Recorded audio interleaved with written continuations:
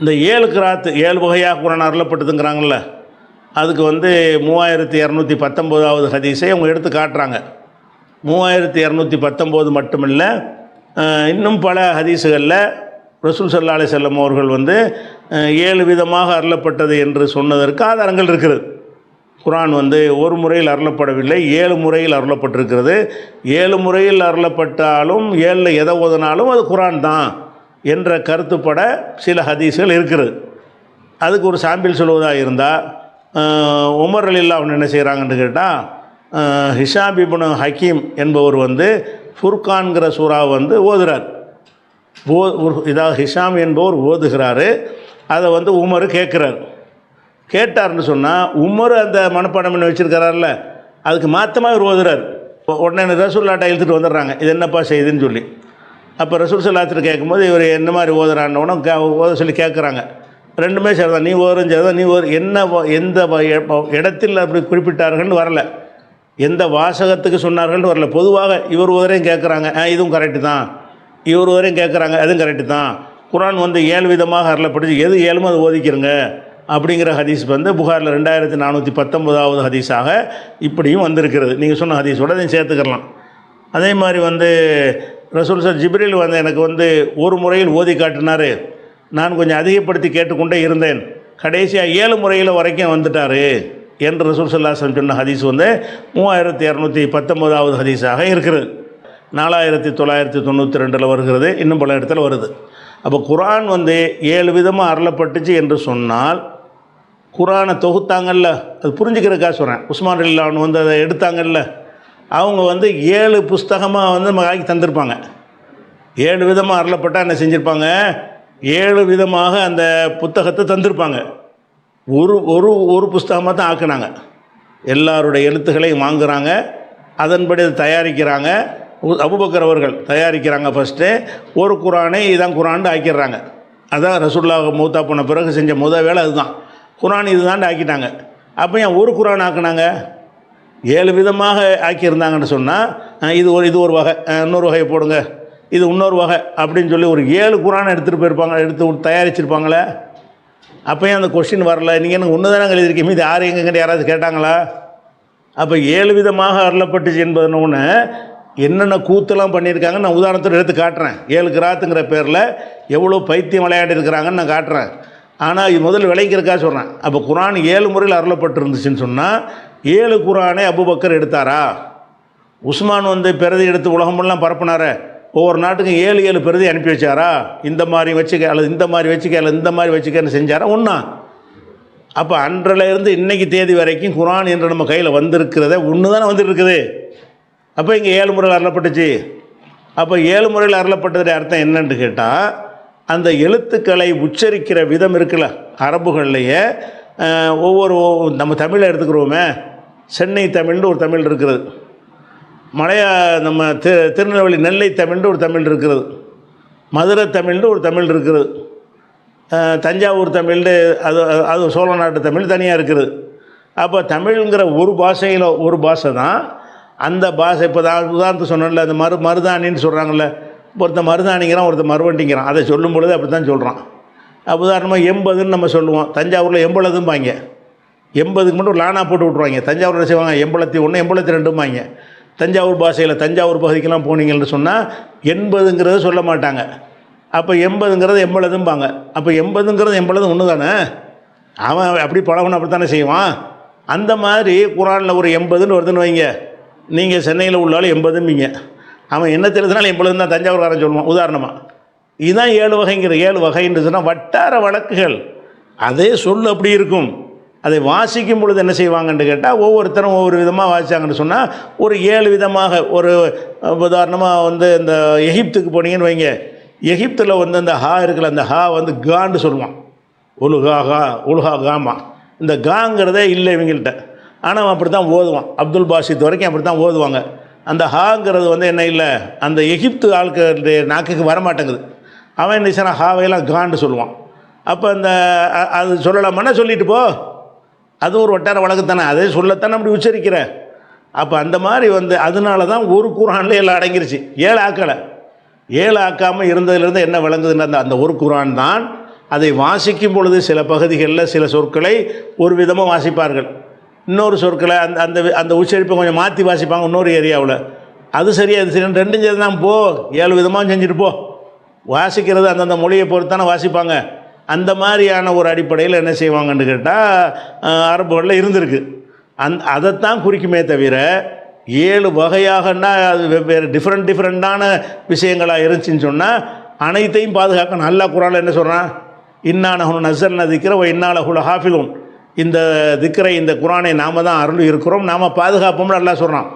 அல்லாஹ் பாதுகாப்போங்கிறது உண்மையாக இருந்தால் அந்த 7 வகையுமே நான் பாதுகாக்கப்படலை. நீங்கள் சொல்கிற அர்த்தம் 7 கிராத்துக்கு அந்த அர்த்தமாக இருந்தால் 7 எதுக்கு பாதுகாக்கப்படலை? மீதி உள்ளதை எரிச்சார் உஸ்மானு. ஒன்று தான் ஆளாளு குர்ஆன் கொண்டு வந்து தொலைச்சி விட்டாரா இல்லையா? உஸ்மான் ரலியல்லாஹு அன்ஹு அவர்கள் வந்து இதுதான் குர்ஆன், இதுக்கு மேலே வந்து எனக்கு ஏன் குர்ஆனில் அப்படி இருக்குது ஓன் குர்ஆன் அப்படின்னு வந்தீங்கன்னு சொன்னால் நடக்கிறத வேறன்னு சொல்லி நினைஞ்சார். ரொம்ப அதான் ஜாமியுல் குர்ஆன் அவருக்கு பேர், குர்ஆனை திரட்டியவர்னு மிகப்பெரிய தொண்டாற்றியவர், அவருக்கு வந்து அந்த பேரை கொடுத்தாங்க. அப்போ அந்த குர்ஆனில் வந்துக்கிட்டு மீதி உள்ள பிரதிகள்லாம் எரிச்சிடணும், இதுதான் குர்ஆன் அனைவரும் ஏற்றுக்கொண்ட இதுதான் குர்ஆன் அவர் சொன்னார். அப்போ யாராச்சும் 7 வகை இருக்குன்னு சொல்லி இது ஒரு வகையில் சேர்த்துக்கிறங்கன்னு சொல்லலை, அதையும் அவங்களுக்கு தெரியலை அப்படின்னு பார்த்தீங்கன்னா இவங்க சொல்கிற 7 வகைங்கிற அர்த்தம் ஒரு வகை தான். அந்த ஒரு வகையை 7 விதமாக உச்சரிக்கலாம். சில சொற்கள் என்ன செய்யும் 7 விதமாக வரும். இவன் ஒரு மாதிரியாக உச்சரிப்பான், அவன் ஒரு மாதிரியாக, இப்படியான சில சொற்கள் இருக்கத்தான் செய்யும். அப்படி எவனாக ஓதிட்டு அது பாவமாயிருமோ, என் உம்மத்துக்கு சிரமம் ஆயிருமே, இவனுக்கு வந்து இந்த வாழைப்பழம் வராது. சில பேருக்கு வாஷப்பசம்பாங்க, சில ஊரில் நான் ஷாப் போட்டே சொல்லுவாங்க வாஷப்பசம்பாங்க தமிழ்லையே. அப்போ இவன் அப்படி தான் சுட்டு போட்டாலும் வராதுன்னு வைங்க. அப்போ இவன் வந்து அதை அந்த மாதிரி குர்ஆனில் இருக்கிற வாய்ச்சிட்டான குற்றவாளியவன் சரிடா, அதுவும் மொழியில் உள்ளது போ, அதுவும் ஒரு வட்டாரத்தில் இருக்குமே, அதனால் ஏற்றுட்டு போயிட வேண்டியதான். அந்தந்த வட்டாரத்தில் அந்த உச்சரிப்பு இருக்கும் என்று சொன்னால் அதை ஏற்றுக்கிட்டு போயிடுறதுங்கிற அந்த அர்த்தம் தான் இருக்க முடியுமே தவிர 7 வகையாக குர்ஆன் 7 தடவை அருளப்பட்டுச்சுன்னு சொன்னால் 7 தடவை அருளப்பட்டதும் 7ஆக பாதுகாக்கப்படணும்ல. 7ஆக பாதுகாக்கப்படணும். உம்மத்தில் யாருக்குமே இந்த நினப்பு வரலையே. ரசூலுல்லாஹ் மௌத்தா போன பிறகு அபூபக்கரை திரட்டும் பொழுது, ஸைத் இப்னு சாபித் தலைமையில் திரட்டும் போது, அவர் பல அறிஞர்களை கூட்டி வச்சு திரட்டும் பொழுது யாருமே என்ன செய்யலை, 7 வகையாக பிரித்து எழுதுங்க, 7ஐயும் தொகுத்து காட்டுங்க, 7 விதமாக தொகுத்து மக்கள்கிட்ட கொடுங்க, 7 விதமாக அருளப்பட்டிருக்குன்னு யாராவது சொன்னாங்களா? சொல்ல வேண்டிய இடம் அதுதானே. அப்படி ஒன்று இருக்குமே, ஆனால் சொல்ல வேண்டிய இடம் அதுதான். அந்த இடத்துல யாருமே சொல்லவில்லை. அப்போ அந்த 7ங்கிற வகைக்கு என்ன அர்த்தம்? 7 வகைங்கிறது இருக்கிறது, அதனுடைய அர்த்தம் என்னன்னு கேட்டால் 7 வட்டாரங்களில் 7 விதமாக சில சொற்களை உச்சரிப்பார்கள். அவரவர் உச்சரிப்பது ஏற்றுக்கொள்ள வேண்டியதான். அவன் அரபி தான், அவன் அரபியனாக இருக்கிறான், அவன் அரபியில் அந்த சொல் அப்படி தான் உச்சரிப்பான் என்று சொன்னால் உச்சரிச்சுட்டு போங்க அப்படிங்கிற ஒரு அடிப்படையில் தான் அதை எடுத்துக்கொள்ளணும். ஆனால் வீணஞ்சிட்டாங்கன்னு கேட்டால் 7 கிராத்துன்னு சொல்லிட்டு குர்ஆனில் உள்ளதையெல்லாம் வந்துட்டு குர்ஆனை கேவலப்படுத்துகிற மாதிரியெல்லாம் எழுதி வச்சுக்கிற ஒரு விஷயத்தை காட்டணும். உதாரணம் புகாரில் வந்து இது தெரிஞ்சுட்டு விஷயத்துக்கு போகிறோம். 4987 என்ன வருதுன்னு கேட்டால் உஸ்மான்கிட்ட வந்து மக்கள்லாம் சொல்கிறாங்க, அசர்பைஜான் இதெல்லாம் அர்மேனியாவெல்லாம் வெற்றி பெற்றாச்சு, அங்கே எல்லாம் இஸ்லாம் பரவிருச்சு, குர்ஆன்னு சொல்லி ஆளாளுக்கு ஒன்று எடுத்துகிட்டு கெட்டு போயிடக்கூடாது, குர்ஆனுடைய பிரதிகளை எல்லா பக்கமும் அனுப்பி வைங்கன்னு உஸ்மான்கிட்ட முறையிடுறாங்க. இப்படி முறையிடுறாங்க, அதற்கு ஹாதிகள் உம்மத்த கபுல இஹ்தலிஃபு ஃபில் கிதாபி இஹ்திலாஃப் அல் யஹூதி ஒன் நசாரா, யஹூதி நசாராக்கள் வேதங்களில் முரண்பட்டது போல் குர்ஆனில் முரண்படுவதற்கு முன்னால் அதை சீர் செஞ்சு விட்டுருங்க அப்படின்னு சொல்லி என்ன செய்கிறாங்கன்னா உஸ்மான்கிட்ட முறையிடுறாங்க. உஸ்மான் என்ன பண்ணுறாருன்னு கேட்டால் அபூபக்கர் அவர்களுடைய தொகுத்த அந்த குர்ஆன் வந்து ஹஃப்ஸாட்ட இருக்குது. அபூபக்கர் தொகுத்த குர்ஆன் அவங்க கையில் இருந்துச்சு, அவங்களுக்கு பிறகு உமர்கிட்ட வந்துச்சு, உமர்கிட்ட பிறகு உமருடைய மகள் ஹஃப்ஸா ரசூலுல்லாஹுடைய மனைவி கையில் பாதுகாப்பாக இருக்கிறது. அதை வாங்க விட்டு அதை பிரதி எடுத்துக்கொண்டு அந்த பிரதியை இந்த உலகம் பூரா எல்லா பகுதிக்கும் ஒவ்வொரு பகுதிக்கு ஒரு பிரதி அனுப்பி வச்சாங்க என்று வைத்துவிட்டு மீதி உள்ள எல்லாத்தையும் எரிச்சிருங்க என்று கட்டளையிட்டார்கள் என்று சொல்லி எல்லாம் அந்த ஹதீஸெல்லாம் இப்போ நான் சொன்னதில் இருக்குது. இதே விஷயம் வந்து 4987 இருக்கிறது புகாரில். என்ன இருக்குன்னு கேட்டால் குர்ஆன்கிற பேரில் வந்து ஆளாளுக்கு சொல்லிட்டு போயிடக்கூடாது என்பதற்காக ஒரு குர்ஆனைத்தான் அபூபக்கர் தொகுத்தார்கள். அது உமர் கையில் இருந்துச்சு. பிறகு உமருடைய மரணத்துக்கு பிறகு ஹப்ஸாவுடைய கையில் வருகிறது. அந்த இதை வாங்க விட்டு என்ன செய்கிறார் உஸ்மான், அதை வச்சு பார்த்து அதே மாதிரி நிறைய பிரதிகள் எடுக்க ஏற்பாடு செய்கிறாரு. அந்த பிரதிகளை வந்து ஒவ்வொரு இஸ்லாம் ஆட்சி புரிந்த இஸ்லாம் எங்கெல்லாம் நுழைஞ்சிருச்சோ அந்த நாடுகளுக்கெல்லாம் அனுப்பி வைத்து இதை வந்து மூலப்பிரதியாக வச்சுக்கிட்டு இதை செக் பண்ணிக்கிறங்கன்னு சொல்லி அனுப்பி வைக்கிறார். அப்போ குர்ஆன் வந்து பாதுகாக்கப்பட்டது ஒரு பிரதியாகத்தான் பாதுகாக்கப்பட்டு இருக்கிறது. இதை நம்ம விளங்கிக்கிறணும். அப்போ இவங்க கிராத்துங்கிற பேரில் என்னெல்லாம் செஞ்சுருக்காங்கன்னு கேட்டால், உதாரணமாக இப்போ 2வது சூறாவில் 198வது வசனம், 2வது சூறாவில் 198வது வசனத்தை எடுத்துக்கிறங்க. இது 298 மேலே இருக்கிறது. இதில் வந்து என்ன வாசகம் வருதுன்னு கேட்டால், லைஸ அலைக்கும் ஜுனாகும் அன் தபுத்தகு ஃபதுலம் மிர் ரப்பிக்கும். இந்த வாசகத்தை வச்சுக்கிறங்க. அன் தபுத்தகு ஃபதுலம் மிர் ரப்பிக்கும்னு குரானில் இருக்கிறது. உஸ்மான் தொகுத்த குரானில் அதுதான் இருந்துச்சு. இன்றைக்கி வரைக்கும் உங்கள் கையில் இருக்கிற குரான்லேயும் இதுதான் இருக்குது. எப்படி இருக்குது? அன் தபுத்தகு ஃபதுலம் மிர் ரப்பிக்கும். இந்த ரப்பிக்கும்க்கு அப்புறம் ஒரு வார்த்தையை சொருவி இப்னு அப்பாஸ் ஓதுறாரு. அது எங்கே வருது? புகாரில் 2050 ஹதீஸ் எடுத்துக்கிட்டீங்கன்னு கேட்டால், அன் தபுத்தகு ஃபதுலம் மிர் ரப்பிக்கும் ஃபி மவாசிமில் ஹஜ்ஜி. ஃபி மவாசிமில் ஹஜ்ஜிங்கிற சிவப்பு கடலில் கொடுத்துருக்கேன் பாருங்கள். அந்த வார்த்தை அந்த வசனத்துக்குள்ளே சொருவி அவர் ஓதுறார். கராஹா இப்னு அப்பாஸ் இப்படி தான் ஓதினார்னு வருது. அப்போ அல்லாஹுடைய உஸ்மான் மூலமாக பாதுகாத்திருக்கிற எழுத்து மூலமான மூலப்பிரதியில் ஃபி மவாசிமில் ஹஜ்ஜிங்கிற ஒரு சொல்லே இல்லை. அந்த கருத்து தான் ஹஜ்ஜுடைய காலத்தில் வியாபாரம் பண்ணலாங்கிறது அது சொல்லுகிறது.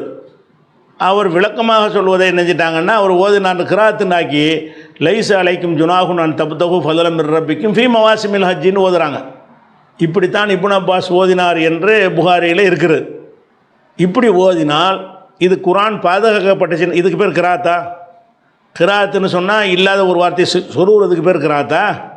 இருக்கிறதையே கொஞ்சம் ஜுனாகுங்கிற பேரில் ஒருத்தன் ஜனாகுன்னு சொல்லுவாங்கன்னா சொல்லிட்டு போங்க. ஒரு ஏரியாவில் இருந்தால் ஜுனாகுங்கிற வார்த்தை இருக்குது, ஒரு ஏரியாவில் ஜுனாகுண்டு பயன்படுத்தாமல் அதை ஜனாகுண்டு சொல்லுவாங்கன்னு இருக்குது அரபுகளில்.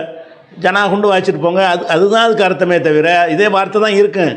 அதை வாசிக்கிற விதமாக சில வித்தியாசங்கள் இருந்தால் அதை இஸ்லாம் அங்கீகரிச்சுக்கிறது. அப்படிப்பட்ட ஒன்றில் வந்து இவர் எதுக்காக வேண்டி மவாசிமில் ஹஜ்ஜின்னு ஓதுனார்? இது புகாரில் 2050லையும் இருக்கிறது, 2098வது ஹதீஸ்லையும் இருக்கிறது. அப்போ இது வந்து என்னென்னா குரான் பாதுகாக்கப்படலைன்னு காட்டுதா? இது 7 கிராத்தான். கிராத் 7 வகை. ஆதாரம் என்ன தெரியுமா? இப்னு அப்பாஸ் ஓதுனதை பாருங்கள். எல்லோரும் ஓதுறது எப்படி? இப்னு அப்பாஸ் ஓதுறது எப்படி? ஒரு அறிவுகளும் எப்படி வழங்கினேன்? இப்னு அப்பாஸ் தப்பாக தான் விளங்கிட்டு போ. அல்லது அந்த விளக்கம் இருக்கிற ஹஜ்ஜுடைய காலத்தில் வியாபாரம் செய்வதை பற்றி இது பேசுகிறது. அல்லாஹ்வுடைய அருளை நீங்கள் தேடிக்கொள்வது குற்றம் இல்லைன்றதுக்கு அர்த்தம். அதாவது ஹஜ்ஜி நேரத்தில் வியாபாரம் செய்யக்கூடாதுன்னு கருதிக்கிட்டு இருந்தாங்க. அது செய்யலாம்ங்கிறதுக்கு அருளப்படாது. விளக்கத்தையும் சேர்த்து சும்மா சொல்லியிருப்பார். விளக்கமாக சொன்னது போய் கிராத்துன்னு என்ன அர்த்தம்? அப்போ லைஸ அலைக்கும் ஜுனாகுன் அன் தபுத்தகு ஃபதுலம் மிர் ரப்பிக்கும் என்பது மட்டும்தான் வசனம். ஃபி மவாசிமில் ஹஜ்ஜிங்கிறது சேர்க்கப்பட்டுச்சுன்னா அதை நீங்கள் குரான் ஏற்றுக்கிட்டீங்கன்னு சொன்னால், குரான் அந்த 7 கிராத்துங்கிற கூட்டமெல்லாம் இதை ஏற்றுக்கிறது. அதை ஏற்றுக்கிட்டீங்கன்னு சொன்னால் அப்போ குரான் பாதுகாக்கப்படண்டாவதா இல்லையா? நல்லா பாதுகாப்பேங்கிறான். பாதுகாக்கப்படலை, இந்த மாதிரி சேர்த்துக்கலாம் அப்படிங்கிற அர்த்தம் வருது. அதே மாதிரி வந்து 17வது சூறாவில் 85 வசனத்தை பாருங்கள். அதில் என்ன வருதுன்னு கேட்டால், ஒமா ரூஹை பற்றி கேட்குறார்கள்னு வசனம். அதில் வரும்போது ஒமா ஊத்தீத்தும், நீங்கள் வழங்கப்படவில்லை, மினல் இல்மி, கல்வியில் உங்களுக்கு வழங்கப்படவில்லை, இல்லா கலீலன், கொஞ்சம் தான் உங்களுக்கு கல்வி தரப்பட்டிருக்கிறது அப்படின்னு குரான் சொல்லுகிறது. இது குரானில் உஸ்மான் தொகுத்த குரானில் இப்படி தான் இருக்கிறது. நீங்களும் நானும் வாசித்திருக்கிற மனப்பாடம் செஞ்சுருக்கிற குரானில் இப்படி தான் இருக்கிறது. ஒமா ஊத்தீத்தும்னு இந்த வசனத்தையே புகாரி 125 ஹதீஸ் எடுத்துக்கிட்டிங்கன்னு சொன்னால் அதில் என்ன செய்கிறாருன்னு கேட்டால், ஒமா ஊத்து மினல் இல்மி. அப்போ ஊத்தீத்தும், தும்ங்கிறது முன்னிலை, ஊத்தீத்தும்னா என்னது? நீங்கள்ங்கிற அர்த்தத்துக்கு வரக்கூடியது. ஊத்து என்று சொன்னால் படற்கை, அவர்கள்னு அர்த்தம். ஊத்தீத்தும் என்றால் நீங்கள் உங்களுக்கு வழங்கப்படவில்லைன்னு அர்த்தம். ஒமா ஊத்து என்று சொன்னால் அவர்களுக்கு வழங்கப்படவில்லைன்னு அர்த்தம். இந்த வசனத்தை அவர் எப்படி ஓதுறாருன்னா, அமஷ் என்பவர் ஓதுகிறாரு, ஒமா ஊத்து மினல் இல்மி இல்லா கலீலா காலல் அமஷு ஹாக்கதா ஃபி கிராத்தினா, எங்கள் கிராத்தில் இப்படி தான் இருக்குங்கிறார். உன் கிராத்தில் எப்படி இருக்கும்? உஸ்மான் எழுதி வச்சு தந்துட்டு போயிருக்கிறார், அதன்படி தான் நீ கிராத்து ஓதனே. அதுக்கு மாற்றமாக இவர் ஓதிட்டு எங்கே கிராத்தில் இருக்குன்னு சொல்கிறார். அதை ஒரு ஆதாரமாக எடுத்து காட்டுறாங்க இன்றைக்கி. அப்போ குரானில் இருக்கிறது ஒமா ஊத்து மினல் இல்மின்னு இருக்கிறது, ஒமா ஊத்தீத்தும் மினல் இல்மின்னு இருக்கிறது. அதை ஒமா ஊத்துன்னு பாருங்கள், அண்டர்லைன் பண்ணி காட்டுறோம். ஒமா ஊத்து இந்த சொல்லு தான் முக்கியமானது. ஒமா ஊத்தீத்தும் என்பதற்கு பதிலாக ஒமா ஊத்து என்று சொல்லி ஒருவர் வாசித்து விட்டு அவருக்கு தெரியுது ஊத்தீத்தும்னு தான் குரானில் இருக்குங்கிறது. இது எங்கள் கிராத்தில் இப்படி தான் இருக்குங்கிறார். அப்போ இது என்ன? இதுக்கு தான் கிராத்தா? அப்போ ஏன் இதை வந்து உஸ்மான் பதிவு செய்யலை? ஒமா ஊத்து மினல் இல்மிங்கிறத அது கீழே இப்படியும் ஓதலாம்னு குறிப்பிட்டு தந்திருப்பார்ல. அப்போ ஹாக்கதாஃபி கிராத்தினாங்கிறார். ஆமஷங்கிற பெரிய அறிஞர் தான். இப்படி தான் நான் எங்கள் கிராத்து இப்படி தான் இருக்குன்னா இப்படி தான் ஓதிருக்காரு, காலமெல்லாம் ஓதிருக்காரு. அப்போ குரானில் எல்லாம் பாதுகாத்தாங்கன்னா அதெல்லாம் கிடையாதுங்க, நாங்கள் ஊற்றி துங்குற ஊற்றுன்னு கூட மாற்றிக்கிறோம். இதெல்லாம் 7 கிராத்தான் இதுக்கு பேர். விளங்காமல் என்ன செய்கிறாங்க, கிராத்தை பற்றி ஒரு அடிச்சூடு கூட தெரியாமல் பேசுகிறார்னு என்னை பற்றி பேசி தெரிகிறாங்க. அதே மாதிரி 18வது சூறாவில் 80வது வசனத்தை எடுத்துக்கிறோங்க. அந்த 18-80 வசனத்தில் என்ன சொல்லப்படுதுன்னு கேட்டால், அம்மல் குலாமோ கான அபவாகும் முமினேனி. அந்த மூசா ஹலீருடைய சம்பவம் வரும்ல, அந்த சம்பவத்தில் வருகிறது. ஒரு இளைஞனை என்ன செய்வார், கழுத்து நெரிச்சு கொன்றுவார். அதை பற்றி ஒரு விளக்கம் சொல்லுவார். அம்மல் குலாமு, அந்த சிறுவன், அந்த இளைஞன் கான அபவாகும் முமினேனி, அந்த 2 பேருடைய பெற்றோர்கள் மூமின்களாக இருந்தார்கள். அந்த சிறுவனுடைய அந்த இளைஞனுடைய பெற்றோர்கள் மூமின்களாக இருந்தார்கள். அவங்களும் கெடுத்துருவான்ட்டு பயந்து தான் இதை செஞ்சேன்னு அவர் சொல்லுவார். இது 18-80 இருக்குது. அப்போ உங்கள் குரான், என் குரானு, உஸ்மானுடைய குரானு உலகம் முழுவதும் இஸ்தம்பூல்லையும் தாஷ்கண்ட்லையும் பாதுகாக்கப்பட்டிருக்கிற மூலப்பிரதி. அதிலெல்லாம் என்ன இருக்குன்னு கேட்டால், அம்மல் குலாமு ஃபக்கான அபவாகு முமினைனி, இதுதான் பாதுகாக்கப்பட உஸ்மான் எழுதின குரானில் இப்படி தான் இருக்குது. ஆனால் இந்த வாசத்தை நல்லா கவனிங்க. அம்மல் குலாமோ மனப்பாடம் பண்ணிக்கிறங்க. அம்மல் குலாமோ ஃபக்கான அபவாகு முமினைனி, இதுதான் 18-80 இருக்குது. இந்த வசனத்தை எப்படி படிச்சிருக்காங்கன்னு கேட்டால், புகாரில் எத்தனை ஹதீஸ் இது அவர் படிக்கிறாரு, நம்பர் ரொம்ப தவறு மிஸ் ஆயிடுச்சு. சரி, இந்த வாசகத்தை என்ன செய்கிறாருன்னா, அம்மல் குலாமோ ஃபக்கான காஃபிரன், அம்மல் குலாமோ ஃபக்கான காஃபிரன், இந்த வார்த்தை, இந்த அம்மல் குலாமு ஃபக்கான காஃபிரன்ட்டு நான் ஹைலைட் பண்ணி காட்டக்கூடிய இந்த சொல்லு குரானில் இல்லை. இந்த அம்மல் குலாமு ஃபக்கான அபவாகு முமினேன் 2 தான் குரானில் இருக்குது. இந்த அம்மல் குலாமுங்கிற மௌசு வைக்கிற இடமும் கான அபவாகு முமினேனுங்கிற இடமும் குரானில் இருக்கிறது. இந்த 2 சொல்லுக்கு நடுவில் ஃபக்கான காஃபிரன், ஃபக்கான காஃபிரன் ஒரு வார்த்தையே சொருவி இப்னு அப்பாஸ் ஓதுறாராம். இப்படி இப்னு அப்பாஸ் எப்படி ஓதுனார், இந்த வசனத்தை ஃபக்கான இப்னு அப்பாஸ் எக்கரவுன்னு தான் பாருங்க, இப்னு அப்பாஸ் ஓதுவார், இந்த வசனத்தை ஓதுவார். ஓதும்போது அம்மல் குலாம் அந்த இந்த இளைஞன் ஃபக்கான காஃபிரன், காஃபிராக இருந்தான், அவன் காஃபிராக இருந்தான்னு குரானில் இல்லை. பாதுகாக்கப்பட்ட மூலப்பிரதியில் அம்மல் குலாமும் கான அபவாகு முமினைனி, அவன் பெற்றோர்கள் முமின்களாக இருந்தான், இவன் காஃபிராக இருந்தான்ங்கிற கருத்து அதுக்குள்ளே இருக்குது. அந்த கருத்தை கிராத்தா ஓதுறார் அவர். அம்மல் குலாமும் அந்த இளைஞன் கான காஃபிர், அவன் காஃபிராக இருந்தான், அவனுடைய பெற்றோர்கள் முமின்களாக இருந்தார்கள் அப்படின்னு சொல்லி குரானில் இல்லாத ஒரு வார்த்தையை சொருவி அவர் ஓதுறார். இதுக்கு பேர் கிராத்தான். இதுதான் 7 கிராத்துக்கு இப்போ பாடத்தில் சொல்லும்போது கிராத்துங்கிற பேரில் எழுதப்பட்ட புத்தகங்களில் பூராவுமே இதை எழுதிக்கிட்டு இது மார்க்கத்தில் உள்ளதுங்கிறாங்க. இதை எழுதி வச்சுட்டு கிராத்துன்னு எழுதிட்டு பாருங்கள் இந்த கிராத்து ஆதாரம். அல்ல பாதுகாக்கிறேன்னு சொன்னால் நீ பாதுகாக்காமல் சொல்கிற, பாதுகாத்து எழுத்தில் வேறு பாதுகாத்து 14 நூற்றாண்டு உன் கையில் புஸ்தகத்தை தந்துருக்கிறான், அதுக்கு மாற்றமாக இது இருக்குது, இது மாற்றமாக இருக்குன்னு சொல்ல ஒன்று துணியும் இல்லை. இப்னு அப்பாஸ் ஓதிட்டார்ல, அதுதான் மண்டையில் ஏறி இருக்கே தவிர என்ன ஓதலை. இது அல்லாஹ்வுடைய வேதம், இதை இறைவன் பாதுகாக்க பொறுப்பேற்று கொண்டான். பொறுப்பேற்று கொண்டதுக்கு ஏற்ப நினைஞ்சிட்டான், மனசுலையும் உள்ளங்கள்லையும் பாதுகாத்து வைத்தான். அதே மாதிரி எழுத்து வடிவமாகவும் அல்லாஹ் நினைஞ்சான் பாதுகாத்து வைத்து, அந்த பிரதிகளை இன்றைக்கு வரைக்கும் கியாமத் நாள் வரைக்கும் பாதுகாக்கக்கூடிய வகையில் இன்றைக்கி அல்லாஹ் காப்பாற்றி தந்திருக்கிறான். உலகம் பூரா ஆச்சரியப்படுற எல்லா குரான்களையும் இப்படி தான் இருக்கிறது. அப்போ அந்த குரானில் இல்லாத ஒன்றை ஒருத்தர் சேர்த்து ஓதுனார்னு சொன்னால் இது பேர் கிராத்தா? அவர் தப்பாக வைத்தாண்டு ஒரு வரியில் சொல்லிட்டு போகிறதுக்கு பதிலாக புகவர் குரானை பற்றிய பெரிய பெரிய சகாபாக்கள் கூட தப்பாக ஓதிருக்கிறார்கள்ன்றது கருத்து, அவ்வளோதான் சொல்லலாம். இதில் இந்த ஹதீஸை பற்றி சொல்வதாக இருந்தால் என்ன செய்யலாம், இப்னு அப்பாஸ் ஓதுனார்னா ஓதுனார், மனுஷன் தப்பாக ஓத மாட்டானா? அவர் தப்பாக ஓதிட்டாருப்பா, தப்பு ஓதிட்டார். நான் எதை வச்சு சொல்கிறேன், நீனும் நானும் எதை குரான் ஏற்றுக்கிட்டு இருக்கிறோமோ அதில் இது இல்லை. அதில் இல்லாத ஒன்றை நீங்கள் நான் குரான் எதை ஹஃபில் பண்ணுகிறோமோ அதில் இது இல்லை. அப்போ இல்லாத ஒன்றை ஒருத்தர் ஓதுனாது என்னென்னு எடுத்துக்கிறேன்னு, அவர் ஓதுனதும் குரானில் உள்ளதுன்னு எடுத்துக்கொள்ளணுமா?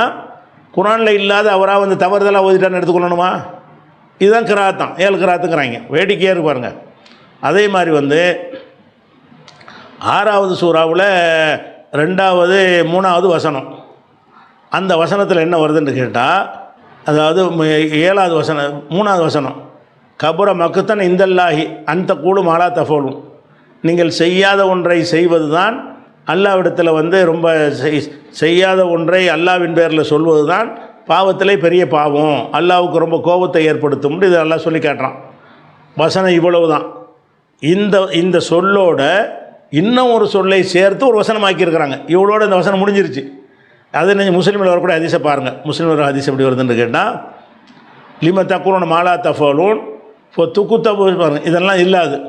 இப்போ துக்குத்தபு ஷஹாதத்துன் ஃபி அனாக்கிக்கும் துசாலூன அன்ஹா யோமல் கியாமா, கியாமத்து நாளில் விசாரிக்கப்படுவீர்கள் அப்படின்னு சொல்லிட்டு இதுவாக இவங்களாக தயாரித்த ஒரு வாசகத்தை இந்த வசனத்தோடு சேர்த்து ஓதியிருக்கிறார்கள். அப்போ குரானில் இருக்கிறதே இந்த ஹைலைட் பண்ணி சிவப்பு கலரில் போட்டு ஹைலைட் பண்ணி காட்டுறேன்ல, இது உலகத்தில் உள்ள எந்த பெறுதியிலையும் இல்லை. அந்த வசனத்தோடு சேர்த்து என்ன செய்கிறாங்கன்னா இதையும் ஓதியிருக்கிறார்கள். அப்போ இதை ஓதியிருக்கிறாருன்னு யார் ஓதுனா இதை ஓதியிருக்கிறாருன்னு கேட்டால் அபு மூசல் அஷாரி. அவர் என்ன செய்கிறாருன்னா ஓதுறார். அபு மூசல் அஷாரிங்கிற ஒரு பெரிய சஹாபி தான். அவர் குரானில் என்ன இருக்குது அதை என்ன லிம தக்குலூன மாலா தஃபலூன், ஏன் நீங்கள் செய்யாதை செஞ்சேன்னு சொல்கிறீங்க, உங்களுடைய நீங்கள் சொன்ன சொல்லு உங்களுடைய கழுத்திலே பதிவு செய்யப்படும், இதை பற்றி கியாமத்து நாளில் விசாரிக்கப்படுவீர்கள், இதுக்கு அர்த்தம். இதெல்லாம் குரானில் இல்லை. இந்த கருத்து நல்ல கருத்து தான், விசாரிக்க தான் படுவோம். சொல்லாதை செய்யாத செஞ்சோம்னு சொன்னோம்னா அதுக்கு கேள்வி இருக்கிறது, அது ரெக்கார்ட் ஆகும், அதுக்கெல்லாம் பதில் சொல்லி ஆகணும் என்று இதனுடைய விளக்கமாக சொல்லலாம். குரானில் கிராத்தா ஓதிருக்கிறாரு. இப்போ துக்குத்தபு ஷஹாதத்தன் ஃபி அனாக்கிக்கும், உங்கள் கழுத்துக்களில் இது சாட்சியமாக ரெக்கார்டு செய்யப்படும். இப்போ துசோலூன் அன்ஹா யௌமுல் கியாமா, கியாம நாளில் இதை பற்றி கேட்கப்படுவீர்கள்னு சொல்லி இந்த ஒரு வசனத்தை இன்னொரு ஒரு வசனம் அளவுக்குள்ள வார்த்தைகளை இணைத்து ஓதியிருக்கிறார் என்று நம்ம பார்க்குறோம். இது இது கிராத்தா, இது குரானில் இல்லாத சேர்த்ததா? அப்போ அவர் அந்த வார்த்தையை விளக்கமாக சொல்லியிருப்பார். இவங்க கிராத்துன்னு போட்டு விட்டாங்க. அதுக்கு அந்த அர்த்தம் வரத்தானே செய், நீங்கள் செய்யாதை என் செய்தேன் என்று சொல்கிறீர்கள், இதெல்லாம் நல்லா பார்த்துட்டு அதெல்லாம் நல்லா இப்போ பார்த்துக்கிட்டு இருக்கிறான், எழுதி வச்சுருக்கிறான், கேட்பான்னு சொல்லி ஒரு விளக்கத்துக்கு சேர்த்து சொல்லியிருப்பார். விளக்கத்துக்கு சொன்னதையெல்லாம் கொண்டது கிராத் மாதிரி ஓதி விட்டாங்க. அப்படின்னு சொல்லி இந்த ஹதீஸுக்கு விளக்கம் கொடுக்கும் அறிஞர்கள் கொடுத்துருக்கலாம்ல. இந்த மாதிரி சொல்லியிருக்கிறாங்க. இது அந்த கருத்து சரியாக தான் இருக்குது. அந்த அந்த அந்த இந்த லிமத்தக்குலூன மாலா தஃபலூன் இருக்குல்ல, இதனுடைய கருத்து சரிதான். இந்த சிகப்பு கலரில் உள்ள கருத்தை தான் அது சொல்லுகிறது. அப்போ இந்த வசனத்துக்கு விளக்கமாக இதை சொன்னார் என்று சொன்னீர்களே, ஆனால் அந்த விளக்கத்துக்கு பொருத்தமாக அது இருக்குது, நம்மளை ஏற்றுக்கொள்வோம். அது என்ன கிராத்துன்னு சொல்லி இல்லாத ஒரு வசனத்தை ஓதிக்கிட்டு கிராத்துங்கிறப்ப இது ஏன் குரானில் இல்லை? பாதுகாக்கப்பட்ட குரான்லையும் இல்லை, இது ஏன் ஹாஃபிகள் மனப்பாடம் பண்ணுறது இல்லை? அப்போ இதுதான் ஏழு கிராத்துங்கிற விஷயம் சொல்கிறாங்க. அதே மாதிரி 51வது சூறாவில் 58வது வசனத்தை எடுத்துக்கிறங்க. இன்னல்லாஹ ஹுவர் ரஸாக்கு துல் குவத்தில் மத்தீன், இது இந்த வசனம் சின்ன வசனம். இன்னல்லாஹ ஹுவர் ரஸாக்கு துல் குவத்தில் மத்தீன், இது சின்ன வசனமா? இந்த வசனத்தை அறிஞர்கள் இன்னல்லாஹ ஹுவன் இருக்குல்ல, இன்னி அனர் ரஸாக்கு, அல்லாஹு தான் ரிஸ்க் அளிப்பவன் அங்கே இருக்குது குரானில். இங்கே எப்படி இருக்குன்னா நான் தான் ரிஸ்க் அளிப்பவன் சொன்னதாக இருக்குது. அது எப்படி இருக்குது? இப்னு மசூத் சொல்கிறாரு, அக்ரானி ரசூலுல்லாஹி ஸல்லல்லாஹு அலைஹி வஸல்லம், ரசூலுல்லாஹ் எனக்கு ஓதி காட்டினார்கள். எப்படி ஓதிட்டார்கள்? இன்னி அனர் ரஸாக்கு துல் குவத்தில் மத்தீன், இன்னல்லாஹ ஹுவர் ரஸாக்கு என்கிற வார்த்தையை இன்னி அனர் ரஸாக்குன்னு அப்படி தலையில் மாத்துறார். கருத்து ஒன்று தான், அல்லாத ரஸுக்கு தரேன், அதில் மாற்றம் இல்லை. இதை ரசூலுல்லாஹ் எனக்கு ஓதி காட்டினார்னு இப்னு மசூத் அறிவிக்கிறார்.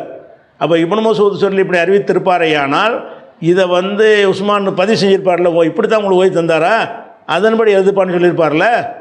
அப்போ இவர் ஏதோ அந்த இன்னல்லாஹு ஒரு ரஸாக்கு என்கிறதை நினைஞ்சிட்டார்னா அந்த வசனத்தை கேட்டுட்டு இந்த படற்கையை சொன்னதை தண்ணியில் இவராக மாற்றிக்கிட்டார், யாவோ குறைவாக மாற்றிட்டாருங்கிறது சரியான முடிவாக இருக்கும். ஏன்னா ஒட்டுமொத்த உம்மத்தும் சொன்னதுக்கு மாற்றமாக ஒருவர் ஓதினார்னு சொன்னால் இவர்கிட்ட எது மிஸ்டேக் இருக்கிறது, இவர்கிட்ட ஏற்பட்ட ஒரு கவனக்குறைவு என்றதை எடுத்துக்கொள்ளணும்.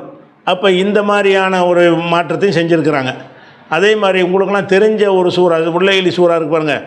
உள்ளையிலி இதா யகுஷா ஒன்னஹார் இதா தஜல்லா 92வது சூறாவில் 3வது வசனத்தை பாருங்கள். உள்ளையில் இதா யகுஷா ஒன்னஹார் இதா தஜல்லா ஒமா ஹலக்க தக்கர உள் உன்சா, ஒமா ஹலக்க தக்கர உள் உன்சான்னு இங்கே இருக்குது.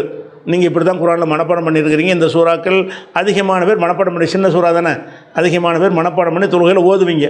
அதில் இவருக்கு ஒமா ஹலக்க தக்கர உள் உன்சா இருக்கா? இந்த விஷயத்தில் இது புகாரில் 3761 ஹதீஸை பாருங்கள். அதில் என்ன வருதுன்னு கேட்டால், அதில் எப்படி ஓதிருக்கிறாங்கன்னு கேட்டால், இப்னு மசூத் ஓதுறார், ஒல்லேலி இதா யகஷா ஒன்னஹாரி இதா தஜல்லா வத்தக்கரை உள் உன்சா ஒமா ஹலக்க தக்கர உள் உன்சான்னு குரானில் இருக்குது. அந்த வாசகத்துக்கு பதிலாக அவர் என்ன செய்கிறாருன்னா ஒமா ஹலக்கவை தூக்கி விட்டுட்டு வத்தக்கரை உள் உன்சா என்று ஓதினார். ஒல்லேலிங்கிற சூறா இப்படி தான் ஓதி விட்டு செய்கிறாருன்னா இப்படித்தான் ரசூலுல்லாஹ் எனக்கு ஓதி காட்டினாருன்னு அவர் சொல்கிறார். அப்போ ரசூலுல்லாஹ் இவருக்கு இப்படி தான் ஓதி காட்டியிருப்பார்கள்னா அப்படியே உஸ்மான் பதிவு செய்யலை? இது ஒட்டுமொத்த உம்மத்தும் சொன்னதுக்கு மாற்றமாக இவர் சொல்கிறாரு. அதனால இதில் எரிக்க சொன்னார் உஸ்மானு. ஆளாளுக்கு எழுதி வச்சுக்கிறீங்க, எல்லாத்தையும் எரிச்சு கொடுங்கண்டாரா இல்லையா? அப்போ ஒமா கலக்க தக்கர ஒளி உன்சாங்கிறது குரானில் இருக்கிறது, பாதுகாக்கப்பட்ட குரானில். இவர் அதுக்கு மாற்றமாக ஓதுனார்னா என்னென்று அந்த அறிஞர்கள் எப்படி உங்கள்கிட்ட மக்கள்கிட்ட கொண்டு வந்து சேர்க்கணும்? தப்பாக ஓதிட்டார் இப்படி இல்லை அப்படின்னு சொல்லலாம். இது ஒரு கிராத்துங்கிறாங்க. ஒரே ஒருத்தர் இப்படி ஓதுனா கிராத் ஆயிரும். அது அல்லாஹ்வுடைய வசனத்தில் நினச்ச ஒரு ஆள் நினச்ச வார்த்தையை சேர்த்துப்பட்டு இது ஒரு கிராத்துன்றலாமா? ஒருவருடைய மனப்பாடம் செய்கிறதை விட ஒட்டுமொத்த உம்மத்து மனப்பாடம் பண்ண தப்பாப்ப. அதே மாதிரி 32:17 வசனத்தில் என்ன வருதுன்னு கேட்டால் குர்ரத்து ஆயுனின்னு வரும். இந்த குர்ரத்து ஆயுனின் 37:11 எடுத்துக்கிட்டிங்கன்னா மின் குர்ரத்தி ஆயுனின். குர்ரத்துங்கிறது கண் குளிர்ச்சின்னு அர்த்தம். மின் குர்ரத்தி ஒருமையாக இருக்குது. இந்த குர்ரத்துங்கிறதுக்கு பன்மை குர்ராத் அலிஃபு போட்டு எழுதுவாங்க. மின் குர்ரா அலிஃபு போட்டு எழுதுனா இந்த குண்டு தே இருக்குல்ல, அந்த தேய்க்கு பதிலாக நீண்ட நீளமான தேயை போடணும். அப்போ மின் குர்ரத்திங்கிறத பன்மையாக மாற்றினோம்னா மின் குர்ராத்தின்னு வரும். ஆனால் குரானில் குர்ரத்து தான் இருக்கிறது. 32:17 உங்கள் கையில் இருக்கிற குரான் எடுத்து பார்த்தீங்கன்னா மின் குர்ரத்தி ஐநொன்று இருக்கும்.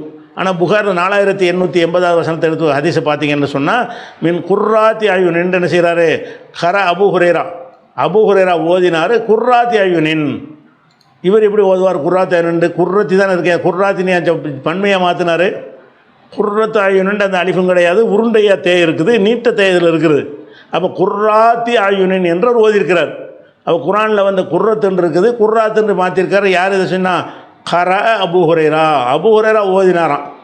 அப்போ நீங்கள் இதுக்கு இந்த மாதிரி ஹதீஸ்க்கு என்ன நீங்கள் அர்த்தம் செய்யணும், என்னென்று புரியணும்? குர்ரத்துங்கிறது குர்ராத்து மனப்பாடம் தப்பாக மனப்பாடம் பண்ணிட்டாரு. ஒரு மனுஷன் தப்பாக மனப்பாடம் பண்ணலாம்ல, 10 இடத்த தப்பாக மனப்பாடம் பண்ணலாம்ல. அப்படிங்கிற இந்த ஹதீஸை எடுத்துக்கொள்வதற்கு பதிலாக இது ஒரு கிராத்துங்கிறாங்க. அல்லாஹ்வுடைய வேதத்தில் விளையாடுறதுக்கு பேர் என்னது? மறதியாக சொன்னதை எல்லாம் ஒரு கிராத் மாதிரி ஆக்குறாங்க. அதே மாதிரி 36-38 வசனத்தை எடுத்துக்கிட்டிங்கன்னு சொன்னால் ஒஷம்சு தஜ்ரி லி முஸ்தகரின் லஹா. யாசீனில் வரக்கூடிய நீங்களாம் மனப்பாடம் பண்ணியிருப்பீங்க. ஒஷம்சு தஜ்ரி லி முஸ்தகரின் லஹா. முஸ்தகரின் லஹாங்கிறத என்ன செய்யணும்னா இதை வார்த்தை அப்படி உல்ட்டா பண்ணி 7424 புகாரி ஹதீஸில் என்ன வருதுன்னா தாலிக்க முஸ்தகருன் லஹான்னு அதை படிக்கிறார். ஒஷம்சு தஜ்ரி லி முஸ்தகரின் லஹாங்கிறதுக்கு பதிலாக தாலிக்க முஸ்தகருன் லஹான்னு படிக்கிறாரு. ஃபி கிராத்தி அப்துல்லா பின் மசூதுடைய கிராத்தில் இப்படி இருக்குது. அப்போ அப்துல்லா பின் மசூத் என்ன செய்கிறாருன்னு கேட்டால் தாலிக்க முஸ்தகருன் லஹான்னு படிக்கிறார். இப்படி ஒரு சொல்லு குரானில் இல்லை. உஸ்மான் பாதுகாத்த ஏட்டில் இல்லை, மனப்பாடம் பண்ண ஏட்டில் இல்லை, உலகம் பூரா அச்சிடப்படுற பிரதியில் இல்லை. ஆனால் அவர் பிழையாக ஓதிவிட்டார்னு இவங்க சொல்ல மாட்டேங்கிறாங்க. சஹாபி அல்லாஹ்வுடைய வேதத்தில் பிழை வரலாம், சஹாபிகிட்ட வருமா? மண்டையில் ஏற்றியாச்சு. அப்படி சஹாபி ஓதிட்டார்ல, அவர் பிழையாக சொல்லுவாரா? அல்லாஹ் பிழையாக சொல்லுவான், அது பிரச்சனை இல்லை. சஹாபி தான் பிழையாக சொல்ல மாட்டார். அப்படி மண்டையில் ஏற்றி வச்சுருக்காங்க. அதே சஹாபி கூட்டம் பூராமல் சஹாபி பின்பற்றணுங்கிற மண்டையில் ஏற்றி வச்சுக்கிட்டு என்ன மாதிரில அவங்க சொன்னாலும் அதையெல்லாம் குரான் ஆக்குற அளவுக்கு இருக்கிறாங்க. இப்படி தான் எழுதி வச்ச ஏடுகள்லாம் அப்படி தான் இருக்குது. கிராத்துங்கிற பேரில் எழுதப்பட்ட புத்தகங்கள்லாம் எடுத்து பார்த்தீங்கன்னு சொன்னால் குரானுக்கு எதிரான அம்புட்டு வேலைகளையும் கிராத்து வகையில் சேர்த்துருக்காங்க. அதே மாதிரி இந்த தப்பத் ஏதா உங்களுக்கு தெரிஞ்ச சூறா தானே? தப்பத் ஏதா அபீலஹபின் ஓ தப்ப இப்படி தானே குரானில் இருக்கிறது. ஓ தப்ப என்கிறத கதுன்னு போட்டு படிச்சிருக்கிறாங்க சில ஆளுக்கு. தப்பத் ஏதா அபீலஹபின் ஓ தப்ப இருக்கிறது ஓ தப்ப. அது முஸ்லீமில் பாருங்கள் எப்படி இருக்குது, யார் படிச்சிருக்காருன்னு கேட்டால் அமர் இப்னு அப்பாஸ் என்ன செய்கிறாருன்னு கேட்டால் இந்த வசனத்தை படிக்கும் பொழுது இந்த சூறா இறங்குனுச்சு. தப்பத் யதா அபீ லஹபின் ஒ கது தப்பத் யதா அபீ லஹபின் உங்களுக்கு தெரிஞ்ச சூறாவோட சொல்கிறேன். தப்பத் யதா அபீ லஹபின் ஒ தப்ப என்று குரானில் இருக்கிற அந்த பாதுகாக்கப்பட்ட குரானில் இருக்குது, உலகம் பூரா குரானில் இருக்கிறது, மனப்பாடம் பண்ண குரானில் இருக்கிறது, நீங்கள் நான் தெரிஞ்ச குரானில் இதான் இருக்குது. இவர் ஒ கது தப்பன்னு அவரும் ஓதிருக்கிறாரு. இதே மாதிரி தான் அமஷும் ஓதுறாரு. அவரை பின்பற்றி என்ன செய்கிறாரு? அமஷ் என்பவரும் இப்படி தான் ஓதிருக்கிறாரு. அப்போ உஸ்மான் எழுதி வச்ச ஏட்டுக்கெலாம் மதிப்பு கிடையாது. அந்த பாதுகாக்கப்பட்ட ஏற்றுக்கு ஓரங்கட்டு இப்னு அப்பாஸ் ஓதிட்டார், இப்படியே இருந்திருப்பாங்க. அப்போ இதெல்லாம் நல்லா தெரிகிறது. குரான் கிராத்துங்கிற பேரில் விளையாடி இருக்கிறார்கள்னு செய்து அது வழங்குது. அதே மாதிரி 2வது சூறாவில் 238வது வசனத்தை எடுங்க. ஹாஃபிது அல செலவாத்தி ஓ சலாத்தில் உஸ்தா, தொழுகைகளையும் நடுத்தொழுகையும் பேணிக் கொள்ளுங்கள் அப்படின்னு இருக்குது. இந்த நடுத்தொழுகை என்னென்னா அசர் என்ற ரசூலில் விளக்கம் கொடுத்துட்டாங்க, அது ஓகே. அந்த விளக்கத்தை குரானில் சேர்த்து ஓதுறாங்க. எப்படி? ஹாஃபிது அல செலவாத்தி ஓ சலாத்தில் உஸ்தா ஓ சலாத்தில் அசரி எப்படி ஓதுறாங்க? ஓ சலாத்தில் அசரி. நடுத்தொழுகையும் அசர் தொழுகையும் பேணிக் கொள்ளுங்கள் என்று வந்து என்ன செய்கிறாங்க. அதாவது இந்த வசனத்தை வந்து அதாவது அபு யூனுஸுங்கிறவர் என்ன செய்கிறாருன்னா ஆயிஷா நாய்கிட்ட ஆயிஷா நாய் முன்னாடி ஓதிட்டு வர்றார் இந்த வசனத்தை. ஹாஃபிது அல சலவாத்தி ஒ சலாத்தில் உஸ்தான்னு படிச்சுட்டு போயிட்டே இருக்கிறார். நிறுத்து, ஓ சலாத்தில் சேர்த்து ஓது அப்படிங்கிறாங்க. யார்? ஆயிஷா நாய். ஆயிஷா என்ன செய்கிறாங்கன்னா ஒசலா ஹாஃபிது அல சலவாத்தி ஒசலாத்தில் உஸ்தா ஒசலாத்து ஃபலம்மா பலகுத்துகா ஆதந்துகா, அந்த இடம் வந்த பிறகு நான் ஆயிஷாட்ட அறிவித்தேன். ஃபம்லத்து அலைய, அவர்கள் எனக்கு திருத்தி கொடுத்தார்கள். எப்படி திருத்தினாங்க? ஹாஃபிது அல சலவாத்தி ஒசலாத்தில் உஸ்தா ஒசலாத்தில் அசரி. இதை குரானில் இல்லை, குரானில் இல்லாத ஒரு சொல்லையும் சேர்த்து ஓத சொல்லிவிட்டு ஆயிஷா சொல்கிறாங்க, சமீத்துகாம் என்ற ரசூலுல்லாஹி ஸல்லல்லாஹு அலைஹி வஸல்லம், இதை ரசூல்லா சொல்ல நான் கேட்டிருக்கிறேன். ரசூல்லா பிள்ளை போட்டு விட்டாங்க சலாத்தில் சேர்ந்து. அவங்க ஏதோ கவனக்குறைவாக ரசூல்லா நடுத்தொழுகை என்பது அசர் தொழுகை தான் விளக்கம் கொடுத்துருப்பாங்கல்ல, அந்த விளக்கத்தை என்ன செய்கிறாங்கன்னா வசனம்னு வழங்கி கொண்டு ஓதிட்டாங்கன்னு சாதாரண மனுஷனுக்கு புரிகிறது. ஆனால் இந்த கிராத்துக்கு இருக்க கூட்டங்களுக்கு என்ன செய்யலை, 7 கிராத்து கூட்டத்துக்கு புரியலை. இப்படியும் குரானில் இருக்குங்கிறேன். இப்படி இருந்தால் இப்போ குரானில் என்னடா பாதுகாத்தங்க, அல்ல பாதுகாத்தங்கிறதுக்கு என்ன பார்த்தோம்? அல்லாவோட பாதுகாத்தேன்னு சொல்கிறான், அதுக்கே மீனிங் இல்லாமல் போயிடுது. அதே மாதிரி வந்து அல்லாஹ் வந்து நபியின் மீது செலவாத்து சொல்லுங்கன்ற ஒரு ஆயத்தை திருப்பி சொல்லுவாங்கள்ல, அந்த ஆயத்து 33 56வது வசனத்தை எடுத்துக்கிட்டிங்கன்னா அந்த வசனத்தை எப்படி பண்ணியிருக்கிறாங்கன்னு கேட்டால், நீங்கள் யாய் உள்ளது நாமனும் சொல்லு அலைஹி சல்லிமு தஸ்லீமா, நீங்கள் ரசூலுல்லாஹுக்கு செலவாத்து சொல்லுங்கள். வலல்லதீன எசிலூன அஸ்ஸுஃபுஃபல் உலா, தொழுகையில் முதல் வரிசையில் வந்து சேர்ந்து கொண்டார்களே அவர்கள் மீதும் செலவாத்து சொல்லுங்கள் அப்படின்னு அந்த வசனம் சேர்த்து ஓதுறாங்க. யாய் உள்ளது நாமனும், நம்பிக்கை கொண்டவர்களே சல்லு அலைஹி சல்லிமு தஸ்லீமாவோட குரான் முடிஞ்சிருச்சு. அதோடு அந்த ஹைலைட் பண்ணி காட்டிருக்கிற அந்த நீண்ட வாசகத்தை சேர்க்குறாங்க குரானில். எப்படி? வலல்லதீன எசிலூன சுஃபுஃபல் உலா, முதல் வரிசையில் சேர்ந்து கொண்ட மக்களுக்கு நீங்கள் ரசூலுல்லாஹுக்கும் செலவாத்து சொல்லுங்கள். முதல் செஃபில் நிற்கிறாங்களே எப்போ பார்த்தாலும் அவங்களுக்காக நீங்கள் செலவாத்து துவா செய்யுங்க என்று இந்த வசனம் இருக்குதுன்னு சொல்கிறாங்க. இப்படி வசனம் இல்லை, குரானில் இல்லாத ஒன்றை தான் குரானாக நெஞ்சிருக்கிறாங்க, ஓதியிருக்கிறாங்க. ஆனால் ஆயிஷா நாயுடைய கிராத்தில் இப்படி தான் இருந்திருக்கு. அப்போ இது நல்லா விளங்கிக்கிறேன்னு 7 கிராத்துங்கிற பேரில் விட்டு அடித்து விளையாடி இருக்கிறார்கள். இந்த 7 கிராத்தை வச்சு தான் குரானுக்கு எதிரான கேள்வி கேட்கக்கூடியவர்கள் வந்து இந்த 7 கிராத் இதெல்லாம் எடுத்து கேள்வி அவங்க கேட்குறாங்க. அவங்க கேட்க முன்னாடியே நமக்கு தெரியுது அது இதெல்லாம் வச்சு தான் என்ன குரான் பாதுகாக்கப்பட்டுச்சு, எங்கே பாதுகாக்கப்பட்டிருக்கு, இவர் அப்படி செஞ்சார், அவர் இப்படி செஞ்சார், இப்படி செஞ்சாருங்கிறீங்க, எங்களை போட்டு கூட சொல்கிறீங்கன்னு அவன் கேட்குறான். அந்த அளவுக்கு ஒரு மூளையற்றவர்களாக கிராத்து சம்பந்தமாக அறிவும் இல்லை, மூளையும் இல்லை, அல்லாவுடைய வேதம்னா என்னன்னு தெரியலை, அல்லாவோட இதை பாதுகாக்கிறான் என்பது அர்த்தம் தெரியலை. பாதுகாத்த குரானை எழுதி ஒரு ரெக்கார்டாக வந்துகிட்டு இருக்கும்போது அதில் போய் எவனா சேர்ப்பானா? ஒரு செவி வழியாக மட்டும் இருந்தால் கூட சேர்த்துறதுக்கு ஒரு நியாயம் இருக்குங்க. எல்லார் கையிலையும் பேப்பர் கொடுத்தாச்சு. குரான் வந்து அன்னைக்கு ஒரு பெருதியாக இருந்துச்சு. அப்படி காலஞ்சலச்சரில் எல்லாருக்கும் ஒரு வீட்டுக்கு 10 குரான் 5 குரான்ற அளவுக்கு என்ன அனைத்து பேருக்குமே குரான் வைத்திருக்கிற ஒரு காலகட்டத்தில் நம்ம இன்றைக்கி வாழ்ந்து கொண்டிருக்கிறோம். அப்போ குரான் இப்படி சேர்ந்து ரெக்கார்டு மூலமாக சேர்ந்து இருக்கும் பொழுது அதில் இல்லாததையெல்லாம் சில பேர் சேர்த்து ஓதுனார்கள்னா அதை அறிவாளி எப்படி வழங்கி கொள்ளணும்? இல்லாததை ஓதிவிட்டார். நீங்கள் வந்து இந்த எவன்கிட்ட கிறிஸ்தவரே விவாதனை குரான் மூலப்பெருத்தையும் தருக்கடா, இதில் உள்ளதை பேசுகிறான்னு நீங்கள் சொல்லணும். இதெல்லாம் மனித பிழைகள். மனிதர்கள் தவறாக ஓதுவார்கள். நானே மனப்பாடம் பண்ணதுக்கு மாற்றமாக எத்தனை வசனங்களை ஓதி பயானில் சொல்லும்போது வந்துடும் வாயில். அப்புறமா தான் இது இப்படி இருக்குது, இந்த வாசம் நம்ம இப்படி சொல்லிட்டோமேன்னு நினைப்போம். இது மனித பிழைகள் குரானில் என்ன செய்யும் வரும். அந்த மாதிரி இதை எடுத்துக்கொள்வதற்கு பதிலாக இந்த ஆளுக்கு வந்து கிராத்து 7 வகைன்னு போட்டுக்கிட்டு என்ன செய்கிறாங்க, இப்படியும் ஓதலாம் அப்படியும் ஓதலாம் இப்படியும் ஓதலாம்னு சொல்லி எல்லாம் அங்கீகரிக்கப்பட்டதுன்னு ஆக்குறாங்க. ஆச்சரியமாக இருக்கிறது. நீங்கள் மூளைகளை இருக்க சிந்திச்சாங்களா? பெரிய அறிஞர் கோவம் வருது அவங்க மேலாம், சரியான ஆத்திரம் வருது. பெரிய அறிஞர்களுங்கிற ஆளுக்கெல்லாம் என்ன செய்கிறாங்க, இதை 7 கிராத்துங்கிற பேரில் விளையாடி இருக்கிறாங்க. அதுக்கப்புறம் அந்த 7 கிராத்துங்கிறாலாம் எங்கேருந்து வருதுன்னு கேட்டால் கொஞ்சம் ராகமாக சில பேர் ஓதிட்டு தெரிஞ்சாங்க. சில ஆளுக்கு ராகமாக ஓதுறான்னு நம்மளும் அப்படி தானே விரும்புகிறோம். இமாமத்து போட்டால் கூட என்ன செய்யணும், நல்லா இனிமையாக ஓதுறாருன்னு பார்க்கணும். இனிமையாக ஓதுறாள்னு பார்த்தோன்னா அவருக்கு ரசிகர் கூட்டம் உண்டாயிரும். ஏன்னா இஸ்லாத்தில் ஆடல் பாடல் கூத்து கும்பாலம் கச்சேரிலாம் கிடையாது. கொஞ்சம் அதுக்கு இனிமையாக ரசிக்கிறாருன்னா குரானை தான் ரசிக்க முடியும். அப்போ குரான் நல்ல அழகாக ஓதுனாங்கன்னு நினச்சிவாங்க. அதை கேட்க போக நம்ம பாட்டு கேட்க மாட்டோம், வேறு ஒன்றும் கேட்க மாட்டாது. அப்போ அந்த குரானை நல்ல இனிமையான குரலில் ஓதக்கூடியவங்க யாராவது இருந்தாங்கன்னு சொன்னால் அவருக்கு ஒரு பெரிய ரசிகர் பட்டாளமும் உண்டாயிரும். அவர் முன்ன பின்ன ஓதுனாலும் அது கிராத் ஆகி போயிடும். குரானில் உள்ளதுக்கு மாற்றமாக கூட என்ன செய்வார், அவருடைய கவனக்குறைவில் என்னத்தையே ஓதிட்டார்னு வைங்களேன். இவர்களுக்கு பேர் தான் காரிகள்ங்கிறவங்க. காரிகள்னு சொன்னால் இந்த காரிகள்னு சொல்லக்கூடிய யாருமே பெரிய ஆய்வாளர் கிடையாது, ஸ்காலர் கிடையாது. மார்க்க சம்பந்தமான எது சம்பந்தமான விஷயங்களையும் எழுதிய நூல் ஆசிரியர்கள் கிடையாது. நல்ல குரல் வளம் மிக்கவர்கள் மட்டும்தான் அவங்க ஓத தெரியும். நல்ல அல்ஹம்துலில்லாஹி ரப்பில் ஆலமீன்கிறத ஒருத்தர் ஓதும்போது ரசிப்போம், ஒருத்தர் ஓதும்போது அவ்வளோ ரசிக்க மாட்டோம். அது காரணம் அவர் அந்த குரல் இனிமை தான் காரணம். அந்த மாதிரி சில ஆட்கள் இருந்தாங்கல்ல, அவங்கள தான் ஏழுக்காரிகள். இந்த ஏழுக்காரனா யார்ப்பா இவங்கெல்லாம் மார்க்கத்துக்கு ஆற்றிய தொன்று என்ன? நல்லா ஓதுவாங்க. ஓதுவதற்கு ரசிகர் கூட்டம். அந்த ரசிகர் கூட்டங்கள் தான் என்ன ஏழுக்காரிகள் உண்டாகும். அது யார்? அந்த பேர் நாஃபின்னு ஒரு ஆள் இருந்தார். நாஃபி யாருன்னு கேட்டால் 169 மௌத்தானவர். ரசூலுல்லாஹ்வுக்கு பிறகு 169 ஹிஜ்ரி 169 மரணித்தவர் நாஃபி. இவர் ஒரு காரியம். அது மாதிரி அப்துல்லா இப்னு கசீர், இவர் 120. ஒவ்வொருத்தருக்கும் வருஷமே போட்டிருக்க, நீங்களே பார்த்துக்கிறங்க. அப்துல்லா இப்னு கசீருங்கிறவர் 120 மௌத்தா போனவர். ஆசிம் இப்னு இவர் ஒரு காரி.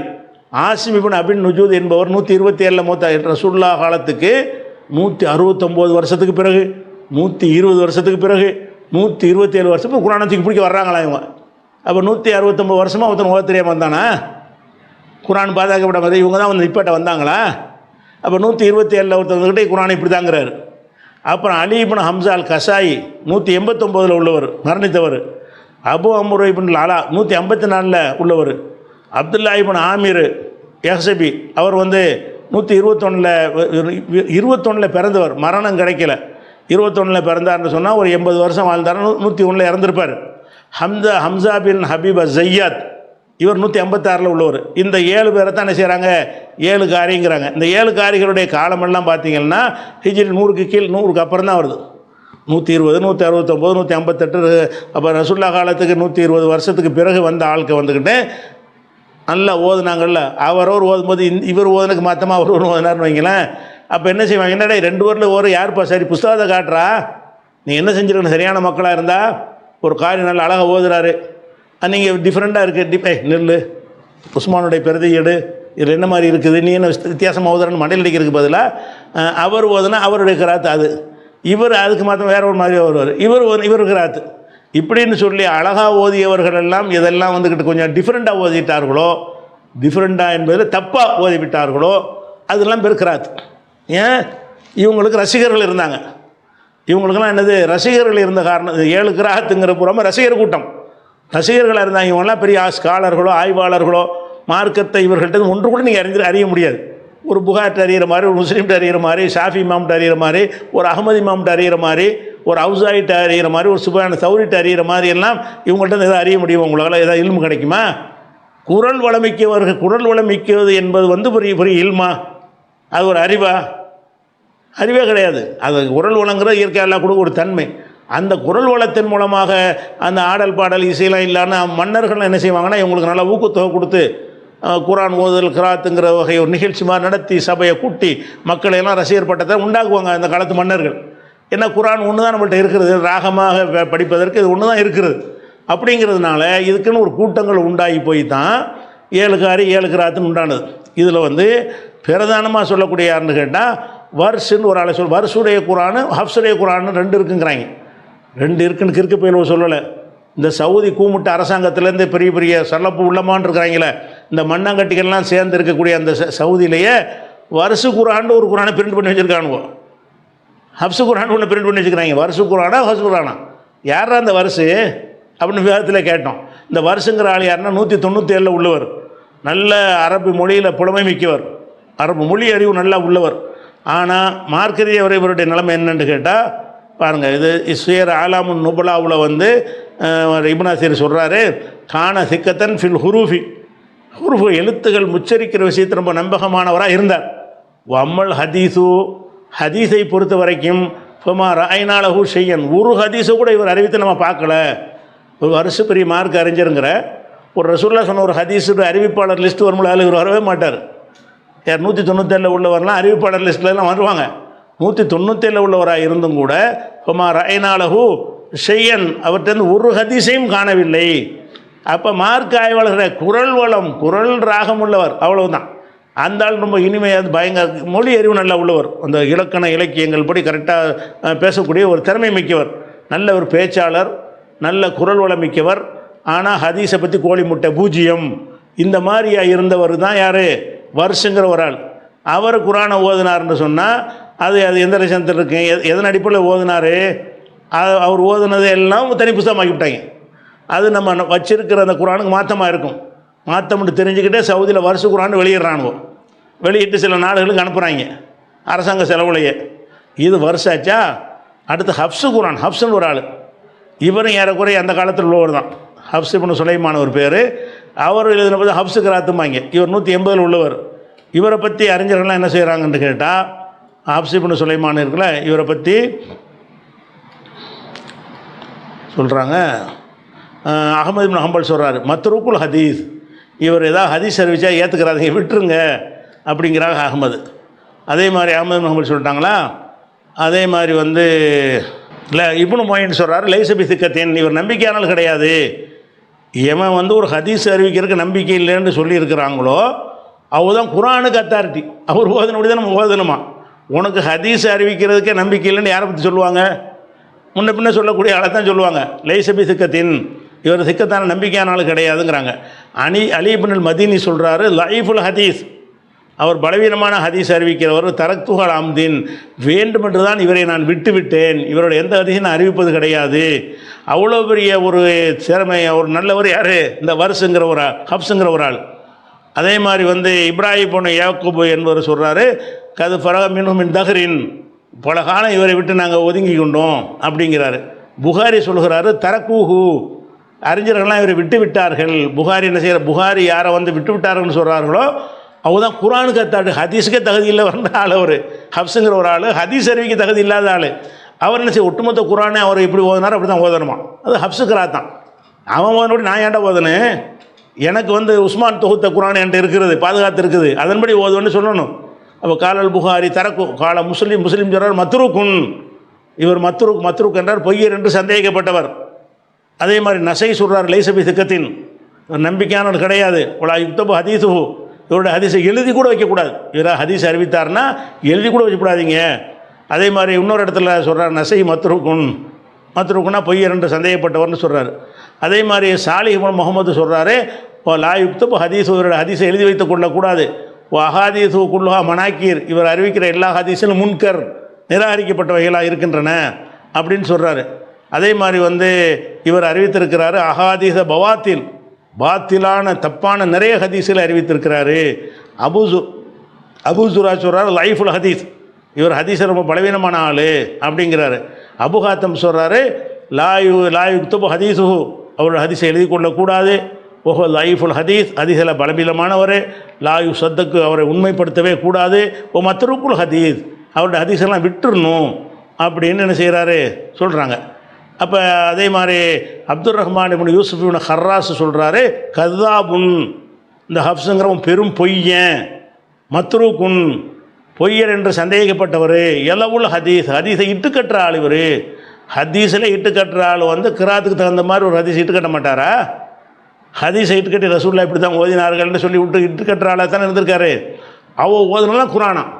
அறிஞர்கள் அன்னைக்கு கூடி நிராகரிச்சிட்டாங்க. இவங்களுக்கு இருந்த குரல் வளத்தின் காரணமாக, இந்த மன்னர்கள்லாம் தூக்கி பிடிச்ச காரணத்தின் காரணமாக அவங்க ஓதுனதெல்லாம் கிராத் என்று வந்து விட்டது. ஆனால் அவங்கள பற்றி உள்ள நிலைப்பாடு என்னன்னு கேட்டால், எலவுல் ஹதீஸ், ஹதீஸ் இட்டுக்கட்டக்கூடியவராக இருந்தார் ஹப்ஸ் என்பவர். ஹாக்கிம் சொல்கிறாரு, ராஹிபுல் ஹதீஸ், இவர் ஹதீஸெல்லாம் மறந்துடுவார் அப்படின்னு சொல்கிறாரு. அது மாதிரி யார் சொல்கிறார், அபூபக்கர் ஐயா சொல்கிறாரு, கான கத்தாபன், பெரும் பொய்யராக அவர் இருந்தார். ஆமத்து ஹதீஸி அம்மன் ரவானும் வயர் மஹூல் தென், இவர் அறிவித்து அம்புட்டு ஹதீஸுமே பாதுகாக்கப்பட்டது கிடையாதுன்னு சொல்கிறாங்க. அப்போ எதுக்கு சொல்கிறேன்னு கேட்டால், இந்த ஹப்ஸு வருஷங்கிற பேரில் எல்லாம் இவங்கெல்லாம் யார்? ஒரு ஹதீஸை அறிவிக்காதவர்கள், ஹதீஸ் அறி தகுதி இல்லாதவர்கள், பொய்யர்கள், இட்டுக்கற்றவர்கள்னு சொல்லக்கூடியவங்க தான் குர்ஆனுக்கு அத்தாரிட்டியா? ஒரு ஹதீஸ் அறிவித்தாலே இந்த ஆளுக்கு இடம் பெற்றாலே தள்ளி விட்டுருவோம். ஒரு ஹதீஸ் அறிவிப்பில் ஹப்ஸு வந்துட்டார்னா ஹப்ஸா தூக்கி போடு, அவர் இட்டுக்கட்டுற ஒரு ஆள். அப்போ ஹதீஸை ஏற்றுக்கிற மாட்டோமா? குரானை இவங்க சொன்னால் ஏற்றுக்கிறோமா? இப்போ குரானை எவ்வளோ கீழே கொண்டு போட்டாயின்னு பாருங்க. இந்த ஆளுக்கு ஓதுனபடியே ஹப்ஸு கிராத்துன்னு அச்சிடுறாங்க குரானில். சவுதியில் இந்த மதீனா யூனிவர்சிட்டி மண்ணாங்கட்டிலாம் என்ன பண்ணிகிட்டு இருக்கிறாங்க, அவங்க எடுத்து கொடுக்குறாங்க. அவனை சவுதி ஆட்சியாளர் இருக்கா தெரியும். இந்த மண்ணாங்கட்டிகள்லாம் என்ன செய்கிறாங்க, ஹப்ஸு கிராத்துங்கிற பேரில் வந்துக்கிட்டு அவர் என்னத்தை ஓதுனாரோ அது மாதிரி ஆதாரம் கிடைக்கிது, அதன்படி குரானை மாற்றி அச்சிட்டு வெளியிட்டிருக்கிறார்கள். நல்ல வேலைக்கு நம்ம பகுதியெல்லாம் அது வரல. அவங்க குரானில் போய் இப்போ இலவசமாக தர்றாங்கல்ல, போய் பார்த்தீங்கன்னு சொன்னால் ஹப்ஸு கிராத் ஒரு குரான் தாங்க, வருஷம் தாங்கன்னு தருவாங்க. பார்த்தீங்கன்னா அது போதும் இஸ்லாத்தை கொச்சப்படுத்துறதுக்கு.